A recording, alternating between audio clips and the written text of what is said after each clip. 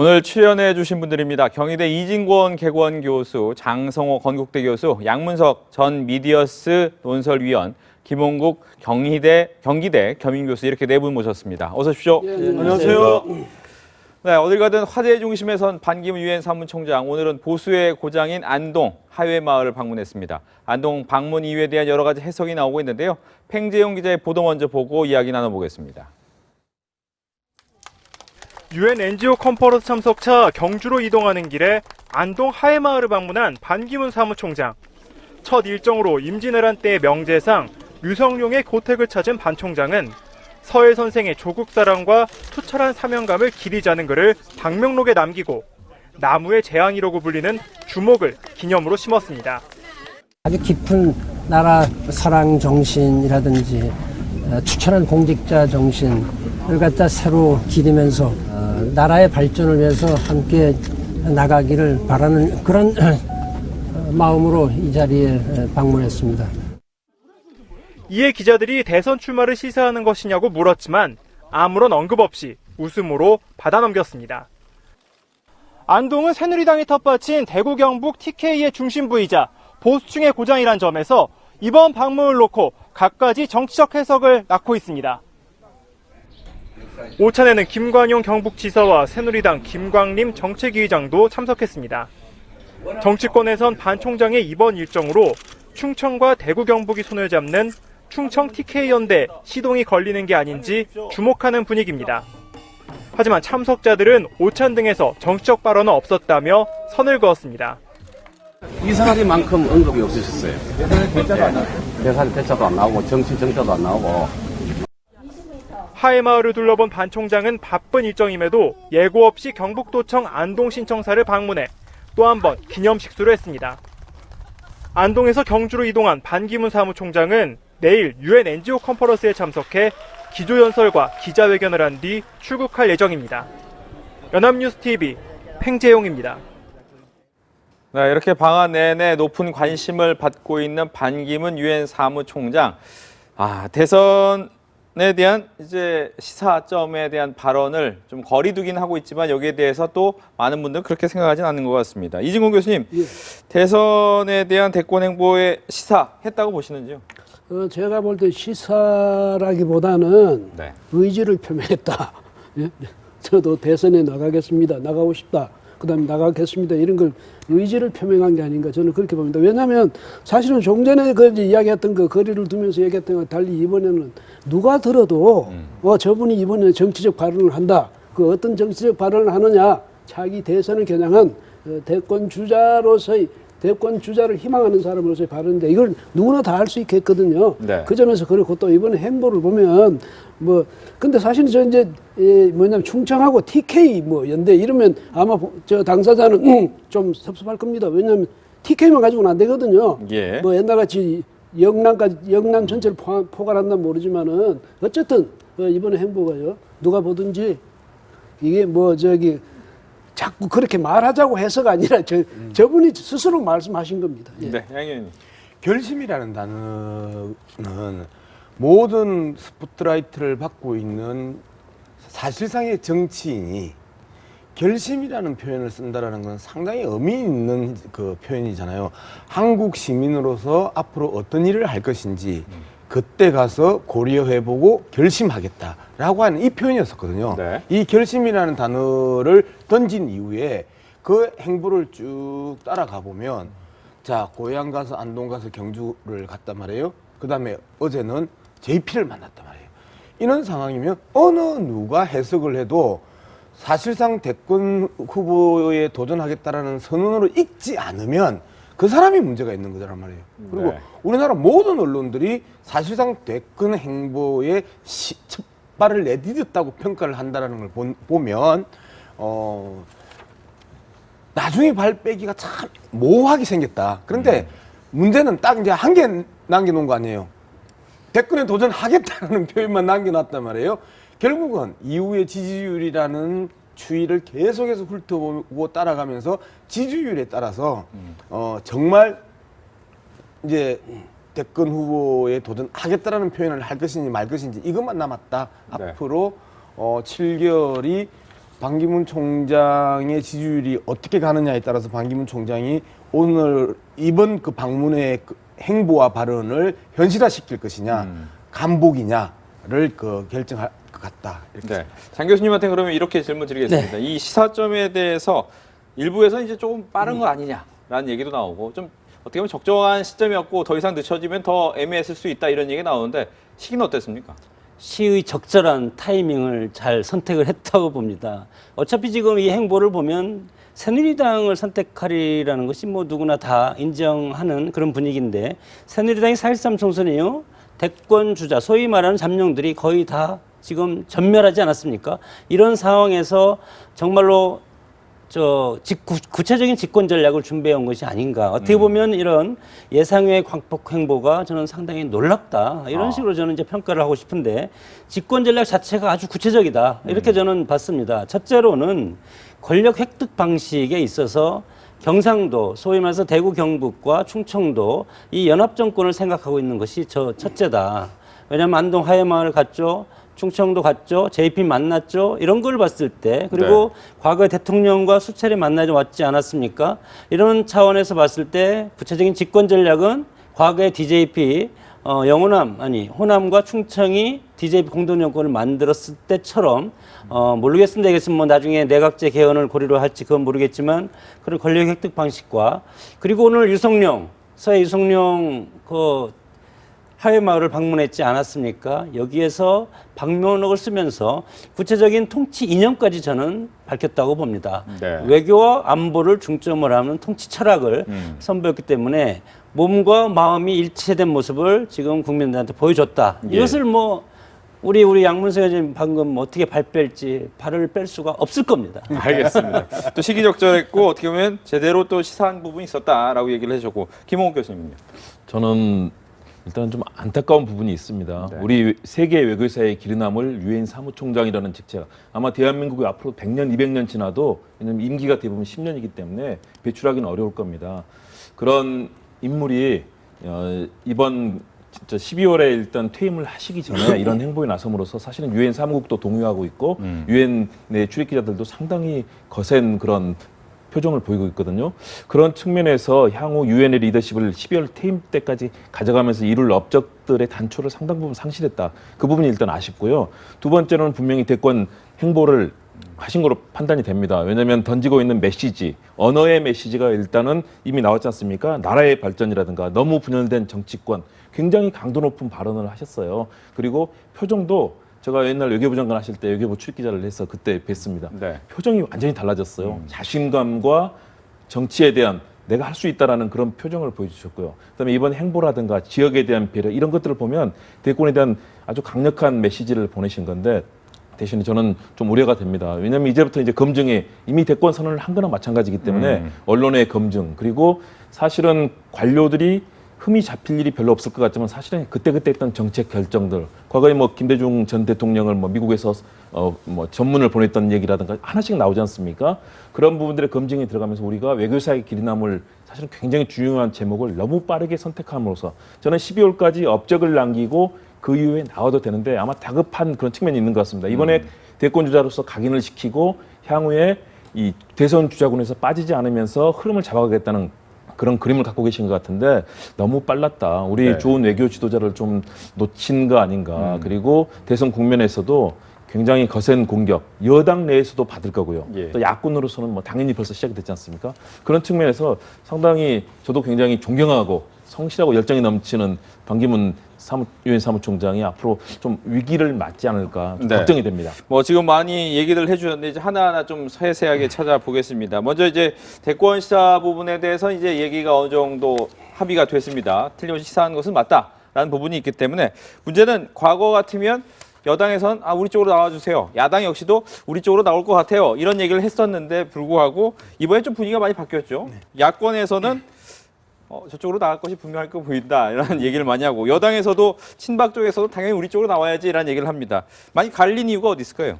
우선은요, 그 야당은 지금 이제 주자들이 분명히 됐지 않습니까? 네. 이제 문재인, 더불어민주당 문재인, 또 저 국민의당은 안철수 이렇게 분명해졌습니다. 그러니까 거기에 비집고 들어가서 그 자신의 어떤 위상을 거기서 확보한다는 것은 굉장히 어렵게 됐는데 다행히 그 이제 당사자로 보면 좀 다행히도 새누리당이 이번에 참패를 당했어요. 그다음에 더더구나 새누리당에서 자기 주작감이라고 하던 사람들, 아까 말씀하셨듯이 잠룡이라고 일컬어지던 사람들이 이번에 저 추풍낙엽이 돼버렸단 말이죠. 네. 김무성 대표는 좀 거기서 겨우 이제 살아서 국회는 들어왔는데 김무성 대표도 어떻게 됐냐면 이 공천 과정에서 그 여러 가지 문제를 당 대표로서 결국은 같이 책임지고 말하자면 총선의 패배까지도 같이 책임을 져야 되는 그런 입장이니까 거기도 상당히 좀 빛이 발했거든요. 예. 그렇게 되니까 여기서는 이제 새누리당에서 지금 당황하는 이유 중에 하나가 말이죠. 확실한 자기 대권 주자가 없다. 이것 때문에 새누리당이 지금 굉장히 패배 의식이 점점 더 커지고 굉장히 당황하고 이런 상황이거든요. 이럴 때 이제 반기문 대표는 거기에 대한 응답이죠. 말하자면 네. 그런 요구에 대한. 그래서 그쪽을 자연스럽게 채택한 선택하는 게 아닌가 이래 되는데 다만 이제 반기문 총장으로서 하나의 과제는 지금 새누리당이 이런 식으로 친박 비박 갈라지고 이 정의와 의장이 밖에 나와서 무슨 빅텐트인지 빅텐트가 뭔지는 전 잘 모르겠습니다만 그런 걸 친다든지 그런 걸 친다든지 네. 뭐 이렇게 해가지고 새누리당이 그 보수 세력이 그렇게 분열돼 버리면 반기문 총장으로서 상당히 어려운 그런 처지에 놓이겠지만 일단 어쨌든 선택지는 그분한테는 확실한 선택지는 지금의 새누리당이다 예. 이렇게 볼 수 야권에 있겠죠. 워낙 이제 예, 많은 예. 후보군들이 있기 때문에 더 이상 비집고 들어갈 틈이 없었을 것이다라고 이야기를 하셨습니다. 하지만 이제 만들어준 쪽은 유엔 사무총장을 만들어준 쪽이 이제 노무현 전 대통령 쪽이었기 때문에 야권에서는 아무래도 우리 쪽 사람이 더 가까운 거 아니냐라는 생각을 할 수도 있을 것 같은데요. 생각은 그렇게 생각을 했었죠. 네. 지금 국민의당 박지원 원내대표가 재작년에 그런 표현을 했었죠. 반반 반총장이라고. 정치를 할 것이냐 말 것이냐. 그러니까 대선 후보로 출마할 것이냐 말 것이냐도 반반이고. 네. 야당에 갈 것이냐 여당에 갈 것이냐도 반반이고 해서 반반 반총장이라고 이야기를 했는데 이번에 박지원 원내대표가 강하게 반기문 총장의 발언과 행보에 대해서 강하게 비판을 했단 말이에요. 이미 더 이상 아니다라고 이제 정리를 했고 그다음에 반기문 총장 입장에서도 기가 막힌 타이밍에 들어왔었잖아요. 분당설이 급속하게 퍼지고 사실상 친박 대 비박이 당이 쪼개지는 그 위기 상황에서 반기문 총장의 정치 행보가 딱 들어오면서 네. 구심점이 하나가 딱 생겼다. 계속해서 원심력이 작용하면서 손학규, 정의와 이런 분들이 밖에서 계속 원심력을 작용시키고 있는 그 시점에 반기문 총장이 딱 들어오면서 새누리당에 구심력이 생기면서 분당설이 싹 없어졌어요. 그리고 아주 짧은 기간에 봉합된 상황이긴 하지만 친박 비박의 갈등들이 구체적으로 표면화되는 것들이 상당히 물밑으로 들어가 버리는 이러한 정치적 효과가 하나가 있었었고 두 번째 반 총장이 들어와서 만난 사람이 재밌습니다. 첫날에 들어와가지고 언론인을 만났어요. 그죠? 그 다음에 정진석 원내대표, 새누리당 원내대표를 만났어요. 어제는 일본에서 돌아와가지고 충청맹주라고 이야기하는 JP, 김종필 전 총리를 만났어요. 그리고 오늘은 안동 가가지고 누구를 만났죠? 새누리당 정책위 의장인 김강림 의원을 만났습니다. 여권 정치인들은 다 만났는데 네. 핵심 여권 정치인들 만날 사람은 대체로 만났는데 야권 관련 그 정치인들은 한 명도 안 만났다는 말이죠. 이런 측면을 봤을 때 언론인과 그 다음에 여권 정치인들을 만나면서 야권 정치인을 한 명도 안 만났다. 이 부분은 정치를 하고 대권 후보로 출마를 한다고 하면 새누리당에서 하겠다라는 것들을 명확하게 보여준 사례라고 판단할 수밖에 없는 거죠. 양 의원님께서 지금 얘기를 하셨지만 흔들리고 있던 보수의 중심점이 생긴 것 같다. 이 부분 동의하시는지요? 그것이 이제 반기문 핵폭풍, 회오리 바람이죠. 네. 회오리 바람은 어디로 튈지 모르는 거 아닙니까?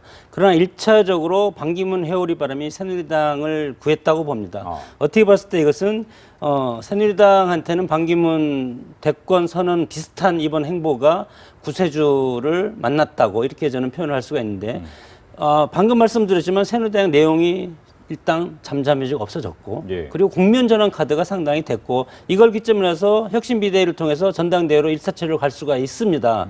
이런 차원에서 첫째적으로 새누리당을 안정화시켰다. 네. 두 번째 반기문 빅텐트가 앞으로 쳐질 경우에 반기문 추대는 불가능하지 않겠습니까? 당내 경선을 하되 경선은 원희룡이라든가 남경필이라든가 차차기 후보 잠룡들이 들어와서 같이 경선을 해줌으로써 보조 페이스메이커들이 가다가 나중에 낙마하고 반기문 총장을 대통령 후보로 세우는 그런 상태. 그랬을 때 차차기도 새누리당이 재집권을 넘볼 수가 있다는 그런 아주 중요한 그 포인트가 하나 있고, 그리고 이 바람이 과연 어디로 갈 것입니까? 저는 야당으로 향한다고 봅니다. 여당의 대권 주자가 뚜렷하게 지금 쓰기 시작하면, 지금 문재인 대표 상당히 지금 바빠지지 않았습니까? 안철수 대표도 마찬가지로 민생 경제를 통해서 돌파하겠다고 지금 상당히 곤혹스러운 입장인데 지지율 빠지고, 이렇게 봤을 때 야당의 지지층들이 상당히 야권 통합을 강하게 압박할 가능성이 상당히 많다. 그랬을 때 동교동계가 과연 어디를 선택할 것인가?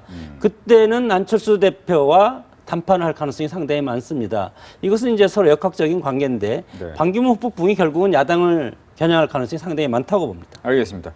지금 뭐 야당의 정계 개편 부분까지 얘기를 해주셨는데, 문제는 지금 두 분이 공통적으로 이야기하시는 것이 친박과 비박 간의 갈등이 좀 내려갔다라는 부분인데, 문제는 비박에선 어떻게 보면 김무성 전 대표가 좀 중심축이었단 말이죠. 그럼 김무성 대표, 그동안 전 대표 역시도 반기문 총장에게 좀 뭐랄까요? 하려면 또 빨리 좀 얘기해 주세요. 이런 얘기도 하고, 오셨으면 이제 경선도 좀 겨치셔야 됩니다. 이런 얘기를 했었는데, 이제 더 이상 말을 못하는 그런 상황입니까? 어떻습니까? 일단은 당의 활력을 찾아줬다는 점은 저도 공감을 합니다. 네. 왜냐하면 새누리당이 사실은 전대에 또 새로운 대표를 뽑아야 되는 과정들, 또 비상대책위원장, 이런 과정이 굉장히 혼란스러웠고, 주자군들도 사실상 일단은 다 전멸을 한 상태였지 않습니까? 이 과정에서 새누리당이 뭔가 희망을 줬다는 측면에서는 저도 공감을 하는데요. 그러나 새누리당은 또 다른 위기 상황이 될 수도 있습니다. 왜냐하면 반기문 유엔 사무총장이 현재 친박이 상당히 이 전체 국면에서 좀 고립된 상황이거든요. 친박에 대한 불신이, 국민적인 불신, 또 여당 내 불신이 큽니다. 그렇기 때문에 친박의 페이스대로 반기문 총장이 절대 가지는 않을 거라고 봅니다. 반기문 총장이 굉장히 신중한 분이기 때문에 친박과 비박, 그리고 당의 조율 상황들, 또 제3지대 여러 가지 가능성을 보면서 정치적인 운신을 할 거라고 보고요. 그렇다면 새누리당이 이번에 상당한 활력을 찾으면서 그런 이 차세대 주자군까지 움직일 수 있는 공간은 만들어졌는데, 그런 변화의 상황에서 위기도 맞을 수 있다. 또 야권에 대해서도 분명히 자극을 하는 측면이 있습니다. 야권에서 반기문 유엔 사무총장이 갖고 있는 잠재력이랄까 국민적인 이런 호소력이 굉장히 크기 때문에 야권의 주자들도 더 활발하게 이제 대권 행보에 나서게 될 거고요. 그렇다면 지방자치단체장을 하는 뭐 박원순 서울시장이라든가 안희정 충남지사 이런 분들도 좀 더 적극적으로 움직이면서 전체 판은 대권의 판으로 움직이는데, 대신에 반기문 유엔 사무총장은 이제 임기 끝날 때까지는 거의 국내 정치에는 사실 관여를 하기가 어려운 입장이십니다. 그렇기 때문에 멀리서 이 원심력의 줄을 작동을 시키실 거고요. 그러면서 국내 정치는 여야 간의 그런 치열한 경쟁의 판으로 이제 흘러들어가는 그런 상황이 될 것 같습니다. 지금 김 교수님 얘기 중에 제 귀에 들어왔던 것은 친박의 생각대로 움직이지 않을 것이다라는 부분인데, 어떻게 보면 이번에 친박이 생각하고 어떻게 보면 그 원내대표 이후에 비대위 체제나 전당대회 빨리 구성하려고 하는 것도 반기문 카드가 이미 뒤에 있기 때문에 이렇게 빨리 움직였을 것이다라는 예상이 나왔던 부분이 있거든요. 어떻게 보시나요? 친박, 비박, 반기문 카드를 가지고 친박, 비박이 서로 견제할 필요는 없다고 봅니다. 그리고 견제할 수도 없다고 봅니다. 지금 누구 코가 석자인데, 지금 반기문 카드가 지금 바로 반기문 지금 유엔 사무총장이 결정한 것이 아니고 오랫동안 이런 작업이 이루어져 온 것 같고, 그리고 반기문 지금 총장의 여러 행보를 봤을 때 이 권력력이 오래전부터 키워온 것이다. 권력력이 하루아침에 나타나는 것이 아니다. 상당히 치밀하고 계산적이고 미래지향적인 그런 지금 스탠스를 지금 취하고 있기 때문에 친박, 친이, 새누리당 4.13 총선 이후에는 거의 뭐 친박 정당이 저는 됐다고 봅니다. 여기에서 비박이 일정 부분 당내 소장파로서 쓴소리는 할 수는 있겠지만 새누리당이 어떤 큰 흐름에 방해가 될 수는 없다고 봅니다. 그렇다면 이제 야권의 야권발 어떻게 보면 정계 개편 부분, 대권 주자 부분에 대한 영향이 있을 것이다라는 얘기가 있었습니다. 문재인 의원은 어떨까요? 전 의원이죠, 이제. 그렇죠. 문재인 전 대표 같은 경우가 수혜자로 치면 가장 큰 수혜자가 될 가능성이 높고요. 그래요? 그리고 안철수 그 대표가 상당히 손해보는 국면이 들어온 것 아니냐. 자, 간단하게 한번 정리를 해봅시다. 통합의 리더십을 이야기했단 말이에요, 반기문 총장이. 그 다음 날에 남북 관계에 있어서 박근혜 정부와 전혀 다른 남북 관계 해법을 내놨습니다. 더욱 더 좋아가야 되는 게 그 박근혜 정부고 대북 제재를 더 강화시켜야 되는 게 박근혜 정부의 유엔을 통한 활동이었고 외교를 통한 활동이었는데 네. 반기문 총장은 그럼에도 불구하고 내가 가장 많이 북한 채널을 많이 가지고 있다라고 이야기를 했고 대화로 풀어야 된다라고 하면서 긴장 국면을 더욱 더 강하게 가져가야 되는 박근혜 정부의 대북 노선을 반대하는 입장을 내놨단 말이에요. 즉 대북 문제 잡았죠. 네. 그다음에 통합의 리더십을 이제 땡겨왔단 말이에요. 그러면서 안철수 대표 같은 경우에는 안보는 보수 이렇게 이야기했는데 예. 외려 진보 의제를 반기문 총장이 낚아채면서 대북 관계를 또 풀어가버리면서 그나마 중도층에서 국민의당 그 보수 영역에서 국민의당으로 넘어갔던 이분들이 다시 회귀할 수밖에 없는 그러면서 보수 세력에 새로운 꿈과 희망을 던져줬다는 측면이 하나가 있고요. 두 번째 반기문 총장으로부터 이제 문재인 대표는 상당히 그 수혜자일 가능성이 높다 하면 안철수 대표의 지지율이 반기문 총장에게 뺏기기 시작을 하면 정권 재창출보다는 정권 교체의 욕망이 훨씬 더 큰 호남 지역에 있어서 될 사람을 밀어주자라는 분위기가 강하게 나올 수 있는 측면이 있단 말이에요. 네. 그러면서 텃밭인 호남을 안철수 대표가 이러면서 외려 문재인 그 전 대표가 호남 방문과 호남에 대한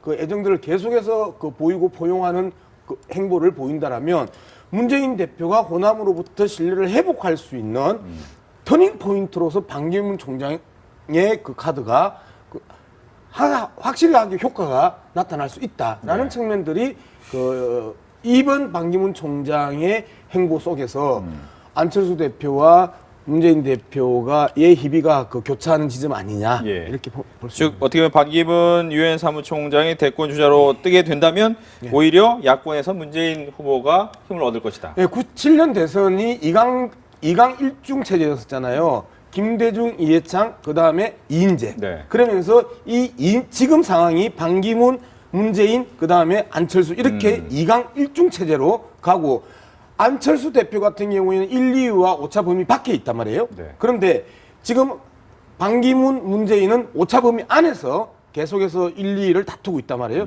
이러면 2강 1중의 구도가 그 고정화되거나 네. 2강 1약의 그 구도가 나타날 수 있거나라는 두 가지의 그 흐름을 탈 가능성이 아주 높다 이렇게 평가할 수 있습니다. 이진국 교수님의 의견도 듣겠습니다. 이제 그런데 새누리당에서 아까도 말씀드렸지만 이제 이 유력 주자군이 다 빠짐으로써 상당히 이제 반기문 총장이 들어설 그러니까 사실은 이번에 시사 정도가 아니라 선언할 수 있는 그런 계기를 만든 건 사실인데 중요한 것은 새누리당이 이로써 반기문 총장이 현재 이제 분열된 새누리당 안에서 확실한 구심점이 지금 될 수가 있느냐 이 문제는 다시 좀 생각해봐야 될 문제가 아까 제가 지적했죠.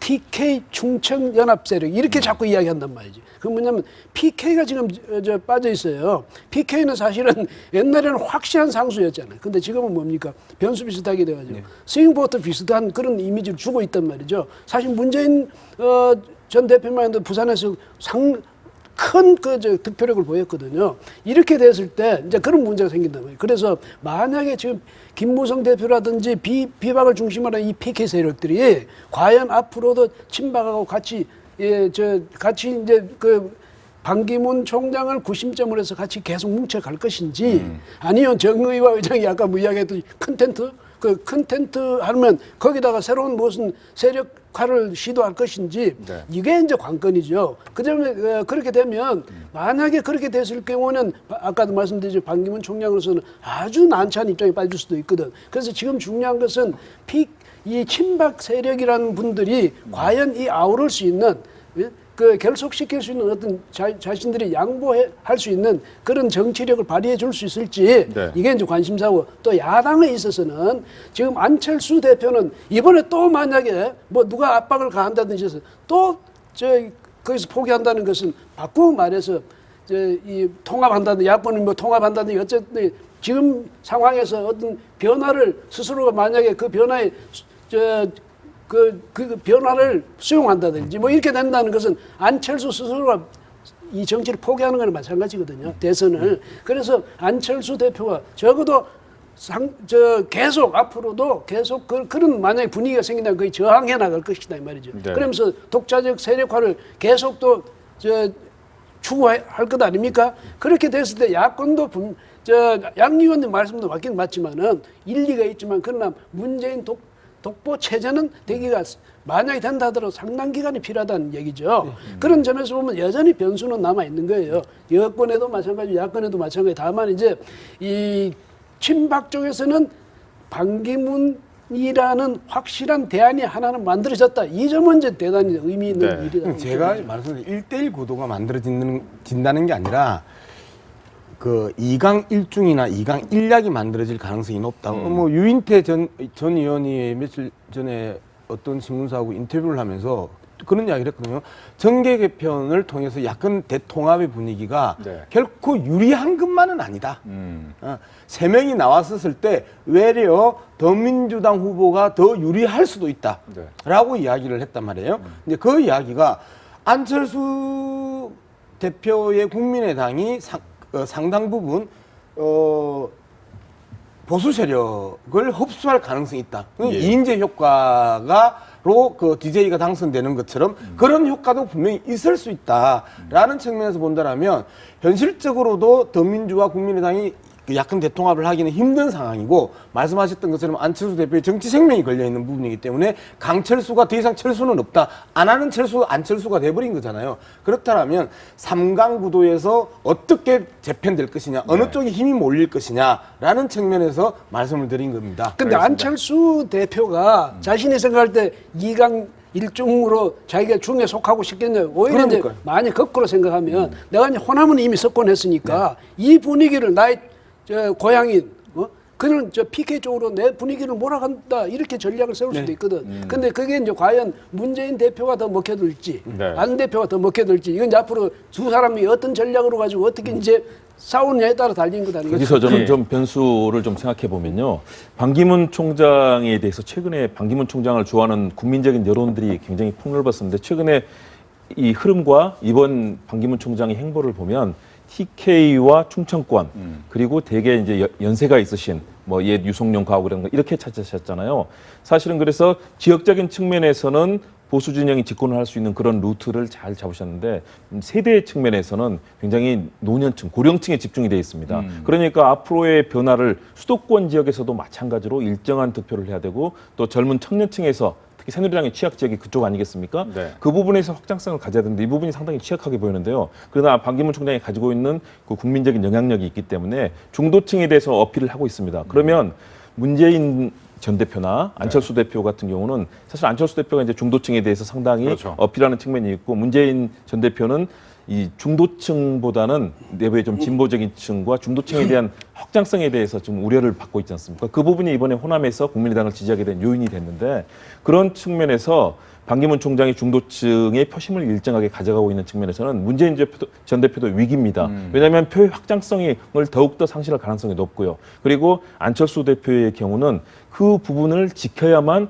향후에 야권의 대권 주자로서 영향력을 발휘할 수 있습니다. 그렇기 때문에 문재인 전 대표나 안철수 대표는 굉장히 이제는 쫓기는 입장이 됐습니다. 그래서 20대 국회에서 성과를 내면서 내년 대선까지 큰 흐름을 가져가야만 이분들은 거기에서 이 이니셔티브를 칠 수 있고요. 네. 그래서 도리어 야권의 변화가 촉발되면서 두 분이 만일의 경우 그 위기를 겪을 경우에는 지자체장인 뭐 박원순 시장이라든가 다른 대안들이 분출하면서 야권도 이 대권 흐름의 분화가 이루어지는 상황. 그래서 현재로서는 야권은 어느 누구도 이번에 저는 득이 됐다기보다는 이제는 판이 바뀌는 가운데서 대권의 생존을 위한 아주 치열한 경쟁에 들어간 상황이다라고 평가를 하고 한 싶습니다. 가지 네. 결국은 이제 오해의 소지가 예. 있어서 지금 상황에서 우리가 안철수, 문재인, 반기문을 이야기하는 것은 지지율 1, 2, 3등이라는 그 그동안 전제 여론조사, 속에서 네, 네. 이야기를 하는 겁니다.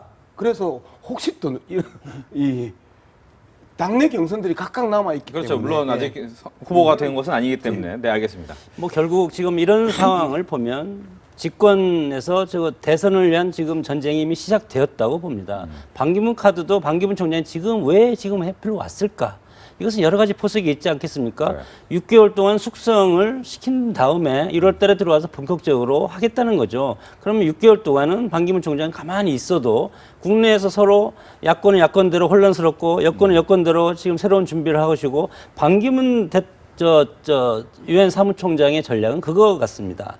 집권 전략적인 측면에서 지역적인 기반과 여러 가지 통치 철학 이런 거 이번에 제시를 하고 그다음에 구체적으로 내가 대선 출마를 하겠다고는 할 수 없지 않습니까? 현직 총장이기 때문에. 그리고 야당도 마찬가지입니다.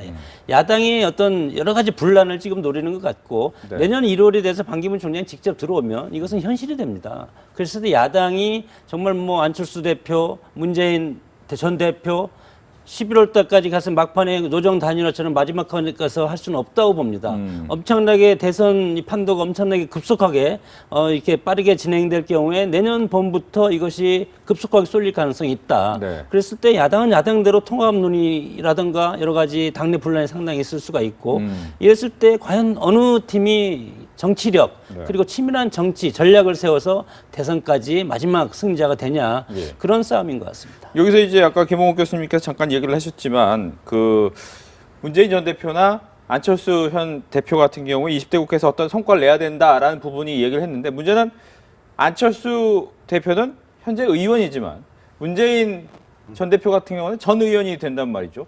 문제는 대권을 남겨놓고 1년 반 동안 국회에서 떠나 있다. 어떻게 보면 물론 자기의 많은 사람들이 들어있지만 떠나 있는 이 상황에서 성과를 낼 수 있을까라는 의문이 좀 듭니다. 이 부분을 좀 이야기해 볼까요? 저는 성과를 낼 수 있다고 봅니다. 네. 벌써 최근의 행보를 보면 호남 지역의 민심을 호소하고요. 반기문 전 총장의 행보에 앞서서 또 안동과 이 TK 지역을 방문을 하고 상당히 발빠르게 움직이고 있습니다. 예. 왜냐하면 문재인 전 대표가 일정한 지지층을 형성을 하고 있기 때문에 그 지지자들이 같이 움직일 수 있는 가능성 그리고 특히 더불어민주당 내에 사실은 당내 이 흐름에 대해서는 세력적인 측면에서 상당히 장악을 하고 있는 측면이 많습니다. 그렇기 때문에 문재인 전 대표가 던질 수 있는 다양한 그 각 지역과 또 이념의 화두들이 있고요. 저는 그 부분에서 좀 문재인 전 대표는 도리어 위기 상황이 이거라고 봅니다. 문재인 전 대표를 떠올릴 때 확실한 트레이드마크, 과거 뭐 김대중 전 대통령의 이 남북 관계라든가 또는 뭐 대중 경제론, 노무현 전 대통령의 뭐 참여를 통한 시민의 뭐 각성 여러 가지 박근혜 대통령은 원칙과 신뢰 이런 게 있지 않습니까? 문재인 전 대표의 경우는 현재는 확실하게 시대 정신이라든가 또는 어떤 비전을 지금 야권에서 물론 꾸준한 활동을 하셨지만 그 부분이 사실은 취약하거든요.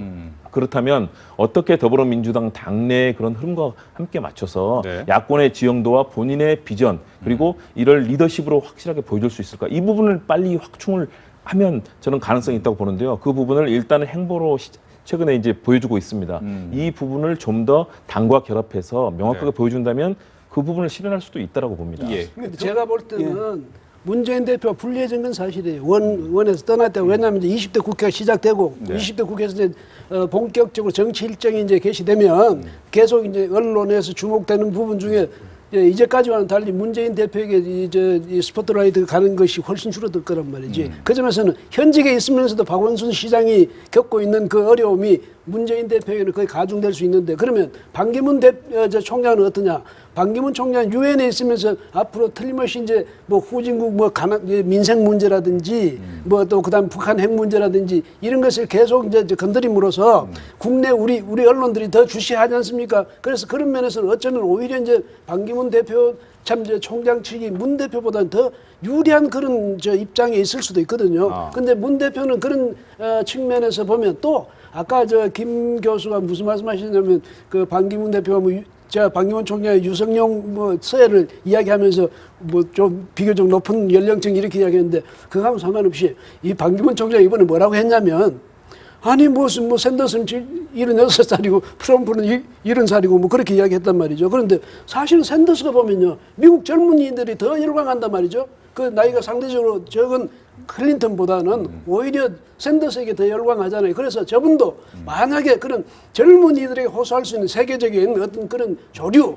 시대적인 조류라든지 시대적인 그런 사상이라든지 이런 것을 사조라든지 이런 것을 적절히 잘 파악해가지고 우리 청년들한테 그런 어떤 그런 비전을 제시한다든지 이렇게 했을 경우에는 글쎄 반기문 총장이나 꼭 뭐 젊은 사람들한테 뭐더들 할 필요가 없어요. 오히려 그래서 그런 전반적으로 볼 때 문 대표가 지금 상당히 앞으로 이제 전략을 짜가지고 이 국민들 내리 속에 계속 남아 있는데 있는 그런 전략을 짜기가 상당히 이제 지금 고심하고 있지 않을까. 그런 전략을 이제 문 대표 쪽은 짜는데 일단 뭐 반기문 총장 이야기 나왔기 때문에 현실적으로 세 사람 중에 가장 유리한 사람은 반기문 총장입니다. 만약에 이 상황에서 북한 방문을 성사시키면 일단 세상이 뒤집어질 거 아닙니까? 그러나 반기문 총장이 갖고 있는 결정적인 약점들이 국내 상황에서 청년 일자리나 이런 부분들, 그다음에 당장 서민들의 생활고 이런 경제 영역에 있어서는 반기문 총장이 그 어떤 힘 있는 메시지를 던지기가 현실적으로 어려운 부분들은 이제 분명히 존재를 하는 거고, 문재인 전 대표 같은 경우에는 어쨌든 모든 언론사가 문재인 대표에게 카메라를 붙여놓고 있는 상황이고 전담 기자를 붙여놓고 있기 때문에 문재인 대표의 어떠한 작은 움직임들도 다 언론을 탈 수밖에 없습니다. 대권과 관련된 모든 논의에 문재인 대표는 나올 수밖에 없죠. 예를 들어서 문재인 대표가 DJ 때처럼 해외 순방을 곧 나간다. 그러면 아마 대통령 해외 순방을 따라가는 기자단 못지않게 그런 기자단을 구성해서 나갈 가능성이 아주 높다라는 부분 하나. 그래서 아마 문재인 대표는 조만간 새로운 이슈를 만들어내기 위해서 해외 순방을 하지 않을까라고 하는 그 예측을 하나 해보고요. 두 번째, 소록도 갔다 오면서 문재인 대표가 아주 의미심장한 이야기를 합니다.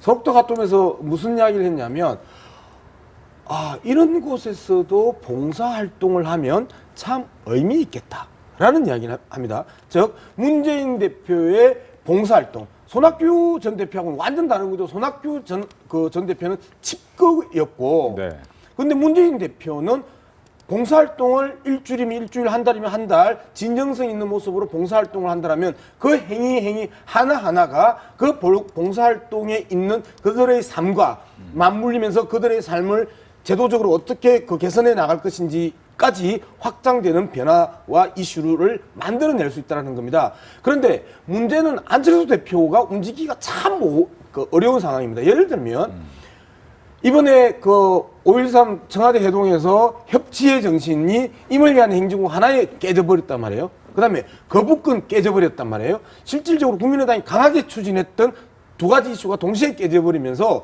새누리당에서 국민의당하고를 끌고 들어오고 협치할 수 있고 제휴할 수 있고 연대할 수 있는 의제를 던져줘야 되는데 계속해서 새누리당과 청와대가 안철수 대표와 국민의당을 자꾸 더민주당 쪽으로 밀어내고 있단 말이에요. 그러면 안철수 대표와 국민의당은 뭔가 이쪽과도 연대하고 저쪽과도 연대를 하면서 왜 제3당이 존재해야 되고 중도정당이 존재해야 되는 존재감을 과시해야 되는데 과시할 수 있는 기회를 청와대가 계속 빼앗아 가버린단 말이에요. 이런 측면에 있어서 국민의당이 이슈가 계속해서 청와대에 뺏기고 청와대의 거부가 나오고 이러면 이슈가 국민의당에는 다 불리한 이슈가 돼버립니다.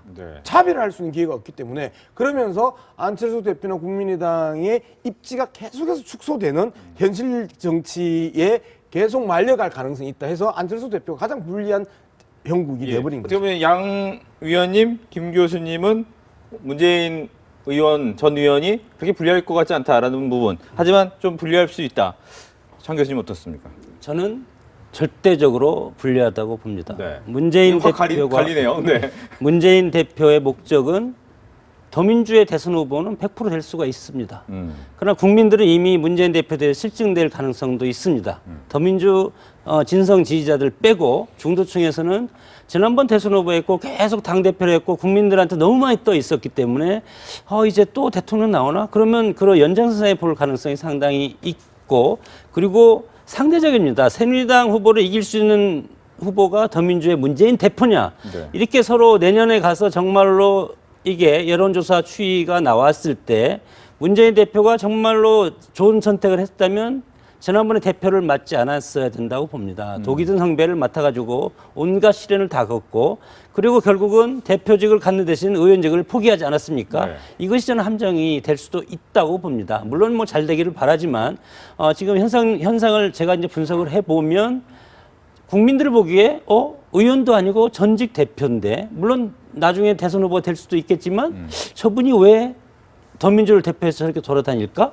이렇게 해서 의구심을 가질 사람들이 일반 국민을 가질 수 있다는 겁니다. 그렇게 봤을 때 문재인 대표 행보가 권위가 실리는 것보다는 약간의 좀 왜소함 네. 이런 것이 국민들이 느끼고 있을 때 점점 새누리당이 누가 나올지 모르는 새누리당의 강자와 더민주의 강자가 서로 경쟁을 해야 되는 것이 야권 지지자들의 염원인데 이것이 문재인 대표가 이런 과정에서 점점점 떨어지면 야권 후보 교체론이 틀림없이 나오지 않겠습니까? 이런 상황이 저는 상당히 불리하다고 봅니다. 네. 한 말씀 더 하시겠습니까? 저는 네.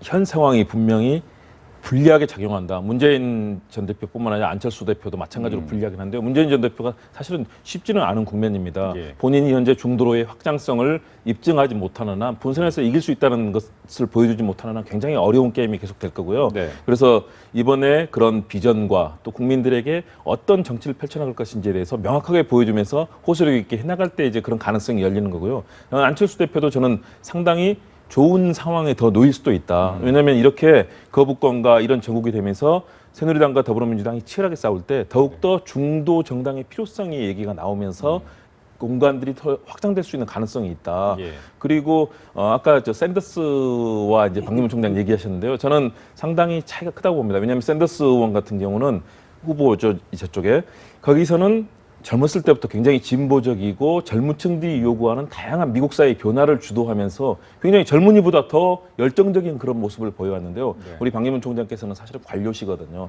굉장히 사실은 보수적이고 노련한 그러면서 성실한 스타일이기 때문에 그런 젊은 층의 폭발적인 지지를 얻기는 좀 쉽지 않다. 예. 그렇기 때문에 젊은 층의 그 마음을 사는 것은 박기문 총장도 현재 쉽지 않지만 또 마찬가지로 지금 야권의 후보들도 그렇게 젊은 층에 어필하고 있는 건 아니거든요. 그래서 그 부분에 대해서 적극적으로 나서면서 정치 전략을 짜야 선거 전략이 유효하게 되지 않나 생각합니다. 아니 반기문 총장이 샌더스 얘기를 했다는 거예요. 제 말은. 네, 그러니까 네, 네. 난 결코 내가 나이 들어서 이것 때문에 불리한 건 알겠습니다. 아니다 그런 이야기 했다는 거고 네. 다 마찬가지로 지금 김 교수 말씀하셨지만은 반기문 총장만 젊은이들에게 어필할 것이 약점이 있다는 게 아니고 문재인 대표나 안철수 대표도 마찬가지예요.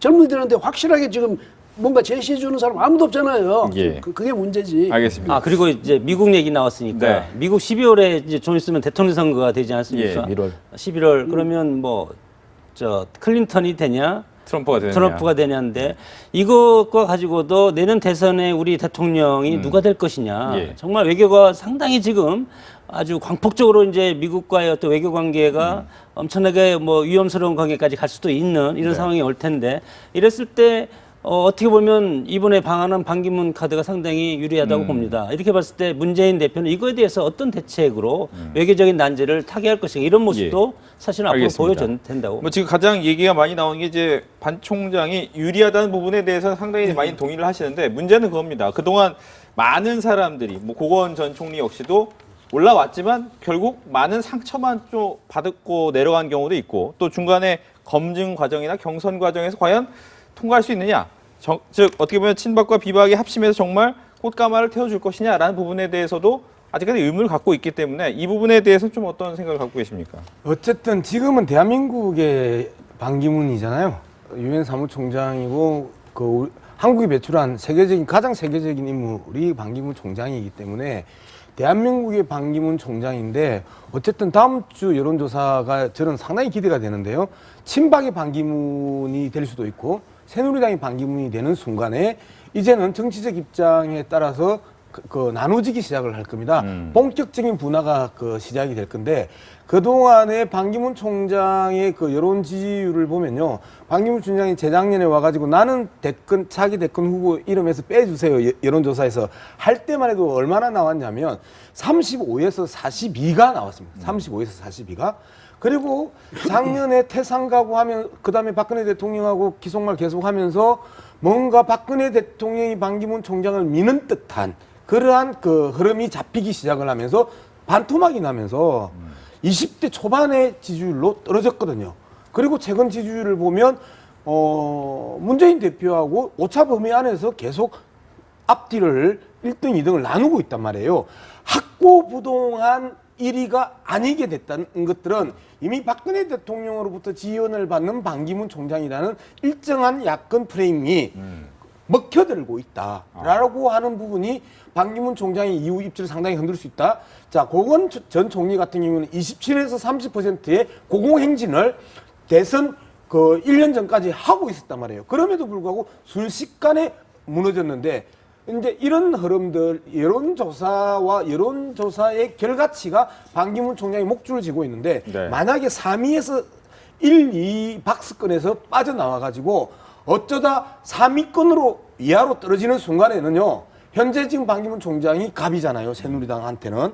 그래서 친박, 비박 하해해라. 그리고 나를 옹립할 수 있는 만큼 분위기 만들어라. 라고 큰 소리를 칠 수 있는 게 현재 상황이면 이제는 3, 4위로 떨어지면 친박, 비박, 새누리당이 반기문은 안 되겠다라는 흐름이 나올 수도 있단 말이에요. 네. 즉, 알겠습니다. 이미 지지율은 초기 3년 전과 비교해서 반토막이 나 있는 상태에서 상당히 위험한 불안한 입지를 가지고 있는 상황에서 네. 또다시 더 떨어지고 반기문 총장이 대한민국 총장에서 친박 이 반기문이나 새누리 반기문으로 했을 때 더 떨어지면 알겠습니다. 반기문 총장의 입지는 없어지는 거죠. 예, 시간이 많지 않기 때문에 1분씩 정도밖에 말씀 못 하실 것 같습니다. 그런데 지금 문제는 말이죠. 반기문 총장이 대통령의 어떤 푸시를 받아서 이렇게 되면 점수를 잃을 건 사실이지만 반기문 총장 그 외에도 새누리당 안에서 치열한 경쟁을 통해서 그 후보로 결정될 때만 비로소 우리가 자기가 성공의 가능성을 볼 수 있거든. 지금같이 문안에 꽃마차 타고 하면요, 얘는 100점 100패입니다. 그다음 또 하나는 중요한 거는 이제 그분의 권력 의지예요. 그 우리가 흔히 하는 말 배짱, 이 인내력. 그러니까 이건 말이죠. 그 지지율은 여론 지지율이 계속 왔다 갔다 하는 거예요. 그럼에도 불구하고 아까 이야기했지만 설령 3등으로 떨어진다 할 때라도 버텨낼 수 있는 그런 배짱이 있느냐, 그런 의지가 있느냐, 여기에 따라서 아마 그분이 앞으로 성공할 수 있느냐, 그런 게 판가름 날 것 같습니다. 네, 김 교수님.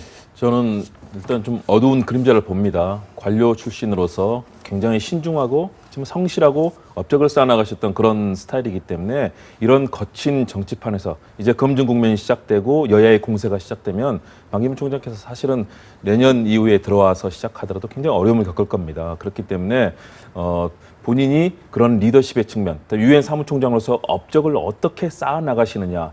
우리 국민들이 반기문 총장을 존경하고 좋아하는 것은 세계 외교 지도자로서 역할을 하면서 우리 국민들에게 희망을 심어준 거 아니겠습니까? 그렇기 때문에 경제, 민생, 그리고 다양한 그런 우리 국정 현안에 대해서 비전과 철학을 보여주고 그리고 정치권의 검증을 건드내는 그런 그 강인함, 리더십을 보여주지 못한다면 굉장히 어려움을 겪을 수 있다. 그렇기 때문에 네. 좀 국민들에게 희망을 줄 수 있도록 유엔 사무총장의 역할을 일단은 잘 하시는 게 제일 중요할 거다. 이렇게 생각합니다.